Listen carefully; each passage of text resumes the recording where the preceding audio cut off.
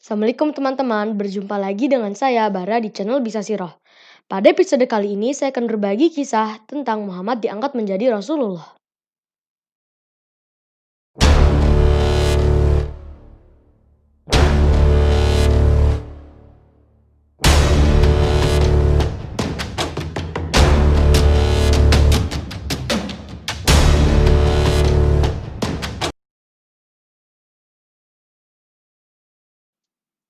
Pada episode sebelumnya saya sudah berbagi kisah tentang peletakan Hajar Aswad. Teman-teman masih ingat nggak bagian Ka'bah manakah yang dikurangkan oleh orang-orang Quraisy? Ya, jawabannya adalah 6 hasta di bagian utara. Nah, pada episode kali ini saya akan berbagi kisah tentang Muhammad diangkat menjadi Rasulullah. Pada saat usia Muhammad genap 40 tahun, tampak tanda-tanda kenabian pada diri beliau. Di antara tanda-tanda kenabian itu adalah mimpi yang sama selama 6 bulan, yaitu seperti fajar yang sedang menyingsing. Selain itu, tanda-tanda kenabian lainnya adalah kebiasaan Muhammad untuk menyendiri di Gua Hira selama 3 tahun.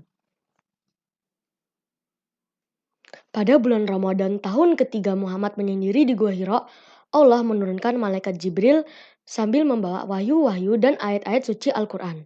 Jibril lalu berkata kepada Muhammad, "Bacalah." Aku tidak bisa membaca," jawab Muhammad ketakutan. Tubuh beliau bergetar. Kemudian malaikat Jibril merangkul Muhammad dengan sangat kencang hingga beliau merasa sesak, kemudian melepaskan beliau. Kemudian Jibril berkata lagi, "Bacalah." Aku tidak bisa membaca," jawab Muhammad. Untuk ketiga kalinya, malaikat Jibril merangkul Muhammad hingga beliau merasa sesak dan melepaskannya, lalu membaca Quran surat Al-Alaq ayat 1-5 yang berbunyi, "A'udzu billahi minasyaitonir rajim. Bismillahirrahmanirrahim.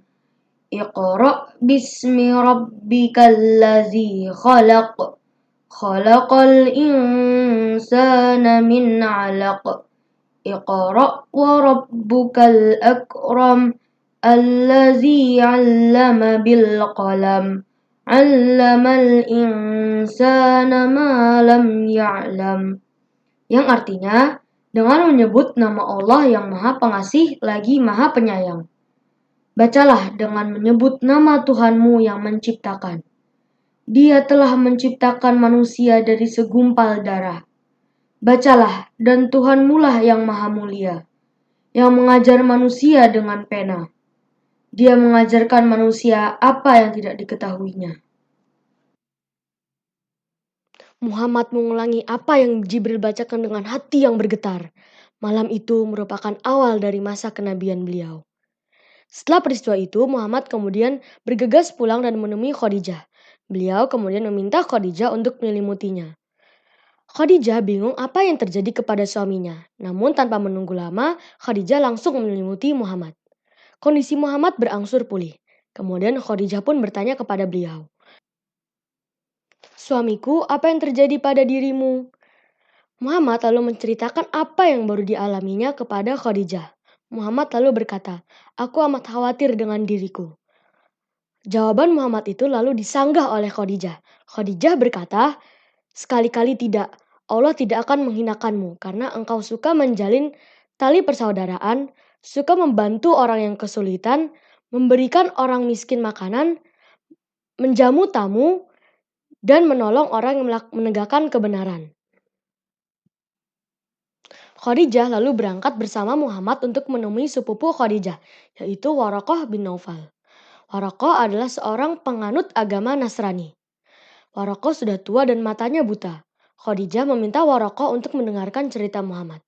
Muhammad kemudian menceritakan apa yang dia alami kepada Waraqah. Waraqah mendengarkannya dengan khidmat. Waraqah berkata, "Sungguh ini seperti ajaran yang diturunkan kepada Nabi Musa. Andai saja aku masih muda dan bugar pada saat itu, andai saja aku masih hidup pada saat masa engkau diusir oleh kaummu." Muhammad lalu bertanya, "Apakah aku akan diusir oleh kaumku?" "Ya, tidak ada seseorang pun yang membawa seperti apa yang kau bawa, melainkan akan dimusuhi oleh kaumnya. Jika saja aku masih hidup pada saat itu, aku akan membelamu dengan penuh kekuatan," jawab Waraqah. Tidak lama setelah Khadijah dan Muhammad menemui Waraqah meninggal dunia. Setelah itu turunnya wahyu terputus. Menurut pendapat yang paling kuat, masa terputusnya wahyu adalah beberapa hari. Pada saat beberapa hari itu Muhammad merasakan kesedihan yang sangat mendalam. Bahkan ia bertanya-tanya, apakah ia benar-benar utusan Allah? Nah, tapi teman-teman, peristiwa terputusnya wahyu ini ada hikmahnya loh teman-teman, yaitu hikmahnya antara lain adalah yang pertama, agar Nabi Muhammad merasa rindu untuk kembali menerima wahyu.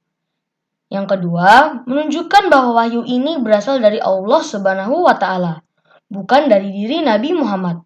Kan kalau wahyu berasal dari Nabi Muhammad, kenapa harus terputus? Setelah masa terputusnya wahyu selesai, wahyu kembali diturunkan oleh Allah Subhanahu wa Ta'ala. Bagaimana kisah selengkapnya? Tonton episode berikutnya ya. Begitulah kisah tentang Muhammad diangkat menjadi Rasulullah. Insya Allah pada episode berikutnya saya akan berbagi kisah tentang wahyu kembali turun. Cukup sekian untuk pertemuan kita kali ini. Semoga teman-teman dapat memetik hikmah dari setiap cerita yang saya sampaikan. Insya Allah. Insya Allah pada episode berikutnya saya akan berbagi kisah tentang wahyu kembali turun. Semua yang benar datang dari Allah, sementara semua yang salah datang dari kesalahan saya. Mari kita akhiri pertemuan kita kali ini dengan membaca doa kafaratul majlis. Subhanakallahumma wa bihamdika asyhadu an la ilaha illa anta astaghfiruka wa atubu ilaik. Assalamualaikum warahmatullahi wabarakatuh.